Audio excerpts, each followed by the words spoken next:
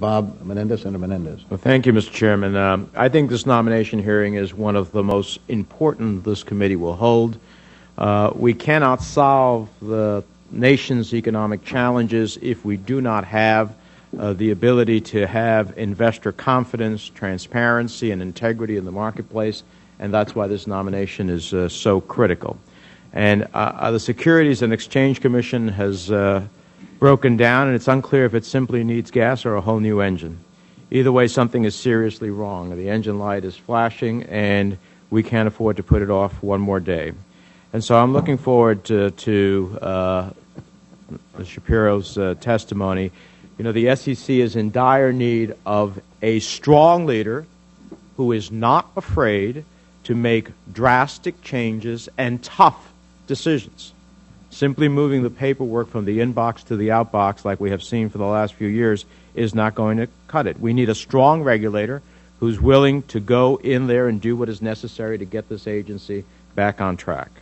The SEC should be, and it used to be, about providing protections for our investors in our markets.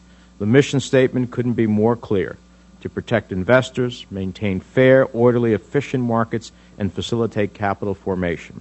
But the plaque bearing this model must have been put in storage because none of these objectives are currently being met.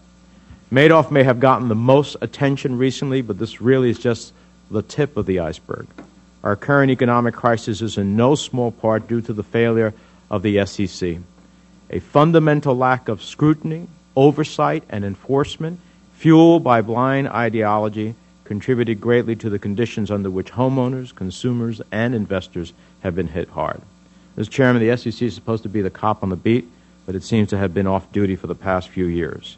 Without a tough hand, without real oversight and accountability, this agency, like the TARP funding, cannot meet its objective.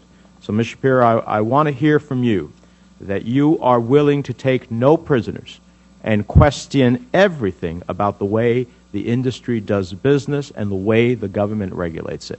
I think that's going to be critical to get us out of the economic challenges we face, and I look forward, Mr. Chairman, to hearing Ms. Schapiro's remarks, and I ask that the rest of my statement be included in the record. Thank you, Senator. All members will be.